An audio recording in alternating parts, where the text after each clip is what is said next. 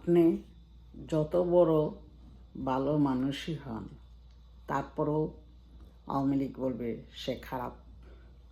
আপনার যত ভালো কিছু করবেন আওয়ামী লীগ বলবে খারাপ, কারণ ওরা ভালো বলতে জানে না, কারণ নিজেরা তো ভালো না, তো সে মানুষকে কেমনি ভালো মনে করবে। আর যারা নিজেকে বড় মনে করে, সবচেয়ে যে পৃথিবীর বোকা মানুষ, এরা ওটাও বিশ্বাস করে না। আর ওরা তো দুর্নীতিতে ছক্কা, তারপরে খুনিতে ছক্কা, তারপরে আয়নার ঘর মানে বুম দিতে ছক্কা, ওরা সব জায়গায় ছক্কা মারে।